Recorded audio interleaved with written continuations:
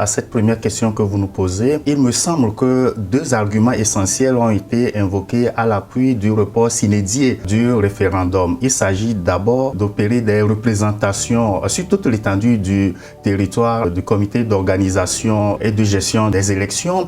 Ensuite, de vulgariser la Constitution. Alors, à l'analyse de ces deux arguments essentiels, le constat qui ressort, c'est que ce sont des raisons techniques qui peuvent justement expliquer un report éventuel du référendum. On constate que le projet n'a été remis au chef de la transition le 27 février passé, si ma mémoire est bonne. 27 jusqu'à aujourd'hui, disons, il y a un mois. Et un mois, c'est très peu suffisant pour organiser un référendum de ce genre qui nécessite beaucoup de moyens et qui nécessite également un temps matériel. Voilà, techniquement, cela peut s'expliquer. Maintenant, quand on se réfère au début de la transition, au bras de fer qui a eu lieu entre le gouvernement de transition et la CEDEAO, on peut soupçonner une volonté de s'éterniser au pouvoir. Et donc, c'est légitime de penser que derrière, il y a un agenda caché. Oui, est-ce qu'ils ont ce droit ? Vous savez, la question, en fait, ne se pose pas. Les périodes de transition démocratique en Afrique sont d'intenses moments de constitutionnalité. C'est des moments par excellence où la Constitution est élaborée. Alors, c'est quoi une transition ? Une transition, c'est le passage d'un régime ancien à un nouveau régime.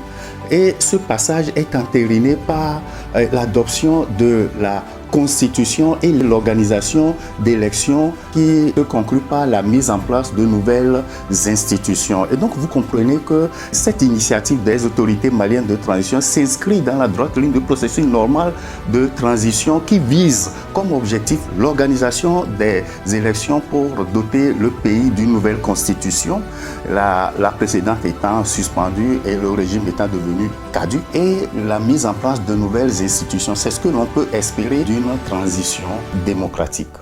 Vous savez, quand on parle de transition, les spécialistes vous diront qu'il y a trois phases. Une première phase qui est constituée par la contestation du régime précédent pour cause de dictature, par exemple, de mauvaise gouvernance.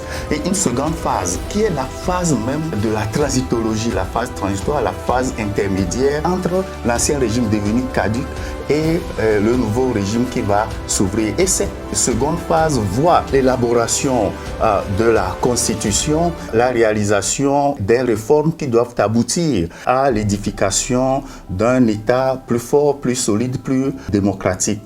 Et une troisième phase qui constitue la phase de consolidation du nouveau régime et qui est essentiellement caractérisée par l'adoption d'une nouvelle Constitution et la mise en place de nouvelles institutions. Alors, quand on fait l'analyse de ces trois phases, se dégagent deux obligations essentielles. Une première qui est une obligation de moyens, puisque comme tout régime normal, comme toute mandature normale, la transition a pour objectif d'assurer aux citoyens le plein épanouissement. La paix, la sécurité, le développement sur un fond de bonne gouvernance sont des obligations qui s'imposent aux autorités de transition comme à tout autre gouvernement d'ailleurs. La seconde obligation, c'est là une obligation de résultat à travers l'organisation d'élections libres, équitables et transparentes et l'adoption de la Constitution. Vous voyez à travers ces trois phases la série d'obligations qui s'imposent et qui démontrent à suffisance que ce n'est pas parce que nous sommes dans une période de transition qu'on peut tout se permettre. On est lié, on a des obligations. Une transition est normalement guidée par une feuille de route en l'absence d'une constitution qui a été déjà suspendue. Et Montesquieu disait il y a déjà longtemps, lorsqu'on concentre dans les mains d'une seule personne ou d'un seul organe l'essentiel des pouvoirs, cette personne a tendance à en abuser. Et comme antidote, il donne comme solution par la disposition des choses que le pouvoir arrête le pouvoir. C'est quoi? C'est dire que la séparation de pouvoir est un remède contre l'abus de pouvoir. Alors, le fonctionnement régulier, le fonctionnement normal des institutions postule la bonne marche d'une république. À cela, on peut ajouter l'article 16 de la Déclaration des droits de 1789. Que dit cet article? Cet article dit, je cite, « Toute société dans laquelle la garantie des droits n'est pas assurée, la séparation des pouvoirs n'est pas déterminée, n'a point de constitution. Ça veut dire quoi? Ça veut dire que là encore, en plus de la garantie des droits, la séparation des pouvoirs est un gage contre les abus. Présidentialisme comme une panacée en Afrique, disons tout simplement que qui vivra verra. Il est courant de dire que les régimes brillent par la qualité des hommes qui les animent. C'est-à-dire que quel que soit le régime, en principe, quand vous avez des hommes de bonne foi à la tête, le pays prospère. Toutefois, juridiquement, il faut retenir que la Charte des Nations Unies reconnaît à tout peuple le droit inaliénable à l'autodétermination. C'est-à-dire que chaque peuple a le droit de s'autodéterminer, de choisir le régime dans lequel il voudrait vivre, le type de société, de choisir ses propres dirigeants sans pression extérieure. Évidemment, le colonel Goïta et les siens peuvent être à l'abri dans la mesure où dans le projet de nouvelle constitution, les dispositions sont prises pour qu'ils ne soient pas inquiétés après leur passage au pouvoir. Ils ont une sorte d'immunité qui les couvre. Lorsqu'on scrute tous les pouvoirs à lui conférer par le projet de constitution, on peut se dire que c'est une constitution qui est taillée sur mesure. Mais à la mesure de qui? Je vous laisse le deviner. Oui, une probable candidature du colonel Goïta avec le projet de nouvelle constitution n'est pas exclue, puisque rien ne s'oppose à ce qu'il présente sa candidature aux prochaines élections. En un rien de temps, de 2020 à 2023, on a connu dans 3 pays une succession de coups d'État. Le risque est réel. Le risque est réel et il y a lieu de s'en inquiéter.